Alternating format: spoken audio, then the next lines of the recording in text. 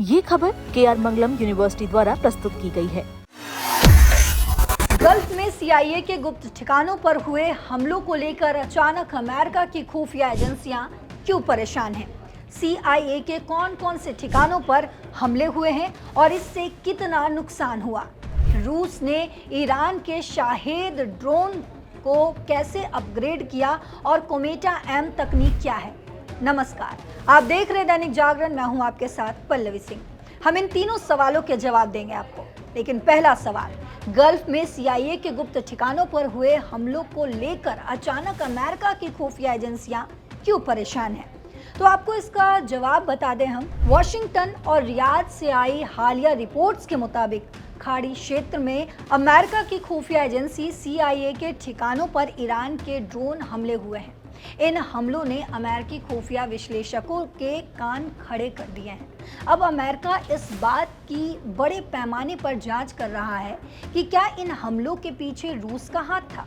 America को शक है कि रूस ने ईरान को CIA के इन बेहद गोपनीय ठिकानों की सटीक लोकेशन यानी कि टारगेटिंग डेटा दी थी या फिर अपने उन्नत ड्रोन तकनीक के जरिए मदद भी की थी। अमेरिकी खुफिया अधिकारियों का कहना है कि वे अभी किसी अंतिम और ठोस नतीजे पर तो नहीं पहुंचे हैं, लेकिन जिस अचूक सटीकता और फुर्ती से ये हमले किए गए हैं उसने सबको हैरान कर दिया है। रूस और ईरान के बीच बढ़ते तकनीकी सहयोग को देखते हुए अमेरिकी विश्लेषक इसे रूस की संभावित संलिप्तता का बड़ा सबूत मान रहे हैं। ये जांच इसलिए भी बेहद संवेदनशील है क्योंकि आमतौर पर CIA के विदेशी स्टेशनों और ठिकानों की जानकारी सबसे गहरा राज होती है। अगर वहां तक ड्रोन पहुंचते हैं तो इसका मतलब है कि खुफिया जानकारी लीक हुई है। सवाल दूसरा, CIA के कौन कौन से ठिकानों पर हमले हुए हैं और इससे कितना नुकसान हुआ है? तो इसका जवाब जो निकलकर सामने आया वो ये है कि खबरों और खुफिया सूत्रों के अनुसार इस साल मार्च के महीने में कम से कम 2 बड़े CIA ठिकानों को निशाना बनाया गया। पहला हमला सऊदी अरब की राजधानी रियाद में स्थित अमेरिकी दूतावास के भीतर बने CIA के मुख्य स्टेशन पर हुआ। दूसरा हमला पूर्वी इराक में स्थित एक गुप्त CIA ठिकाने पर किया गया। वहीं सूत्रों का कहना है कि इनके अलावा भी कुछ अन्य ठिकानों को निशाना बनाया गया था, यानी कुल मिलाकर ठिकानों की संख्या 1 से अधिक और 1 दर्जन से कम बताई जा रही है। सऊदी अरब में हुए हमले को लेकर 2 पश्चिमी अधिकारियों ने बताया कि इसमें रूस द्वारा अपग्रेड किए गए 2 शाहेद ड्रोन्स का इस्तेमाल हुआ था। पहला ड्रोन, इसने बेहद सटीकता से दूतावास की बाहरी दीवार के सबसे कमजोर हिस्से पर हमला किया और उसमें एक बड़ा छेद कर दिया। दूसरा ड्रोन ठीक उसके पीछे आया, उस बने हुए छेद के अंदर घुसा और भीतर जाकर ब्लास्ट हो गया। राहत की बात यह रही कि इस हमले में किसी भी अमेरिकी अधिकारी या नागरिक की मौत नहीं हुई और ना ही कोई घायल हुआ, लेकिन जिस सटीकता से इस हमले को अंजाम दिया गया उसने पूरे अमेरिकी प्रशासन को हिला कर रख दिया। साथ ही अब तीसरा सवाल उठता है कि रूस ने ईरान के शाहेद ड्रोन को कैसे अपग्रेड किया और कोमेटा M तकनीक आखिर क्या है? तो इसका जवाब ये है कि विश्लेषकों का मानना है कि ईरान के ड्रोन्स को इतना घातक और अचूक बनाने के पीछे रूसी तकनीक का हाथ है। रूस ने ईरान के चर्चित शाहेद 136 ड्रोन्स की क्षमता और रेंज बढ़ाने में भारी मदद की है। रूस ने ईरान को अपना एडवांस सैटेलाइट नेविगेशन सिस्टम दिया है जिसे कोमेटा M कहा जाता है। यह सिस्टम ईरान के अपने पुराने नेविगेशन सिस्टम की तुलना में कहीं अधिक सटीक यानी कि एक्यूरेट है। इसकी सबसे बड़ी खासियत यह है कि इसे जाम करना या सिग्नल भटकाना बेहद ही मुश्किल होता है, यानी अगर अमेरिका अपने एंटी ड्रोन सिस्टम से सिग्नल ब्लॉक भी करना चाहे तो भी ये ड्रोन अपने रास्ते से नहीं भटकता। द वॉल स्ट्रीट जर्नल ने सबसे पहले मार्च में रिपोर्ट दी थी कि रूस ईरान को कोमेटा M सप्लाई कर रहा है। हालांकि क्रेमलिन यानी कि रूसी सरकार ने तुरंत इस रिपोर्ट को खारिज कर दिया था और इसे फेक न्यूज करार दिया था। लेकिन जमीन पर जिस तरह से ड्रोन्स ने सटीक हमले किए हैं उससे विशेषज्ञों को रूसी तकनीक की मौजूदगी पर पूरा यकीन हो रहा है।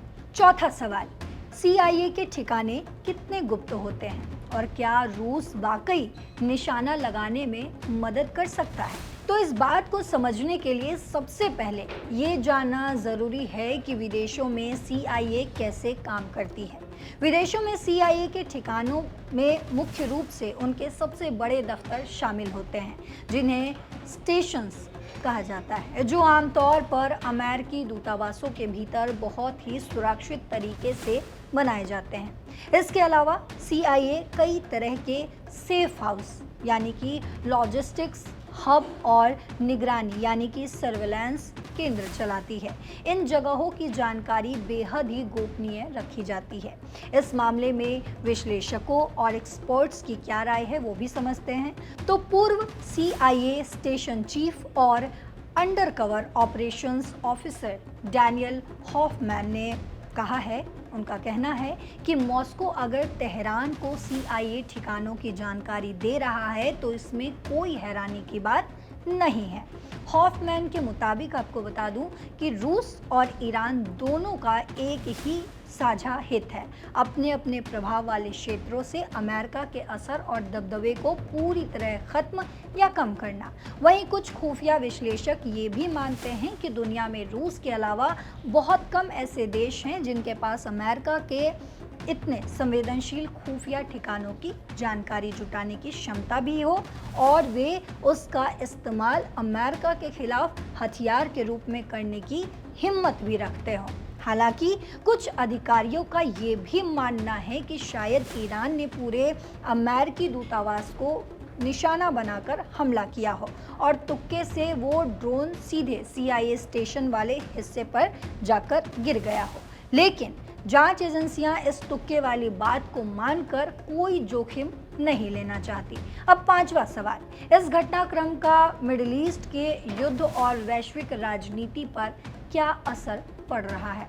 तो आपको बता दूं कि ये पूरा मामला ऐसे समय में सामने आया है जब वॉशिंगटन यानी कि अमेरिका ईरान के साथ चल रहे संघर्ष और युद्ध को समाप्त करने की कोशिश कर रहा है।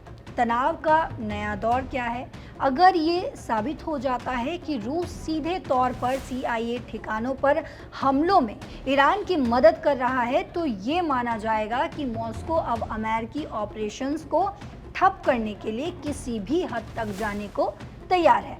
हाल ही में जॉर्डन में स्थित एक अमेरिकी एयरबेस पर ईरान ने बैलिस्टिक मिसाइलों से हमला किया, जिसमें 2 अमेरिकी सैनिक मारे गए। इसके बाद से ये चिंता और भी बढ़ गई है कि रूस ईरान को लगातार खुफिया जानकारी मुहैया करा रहा है।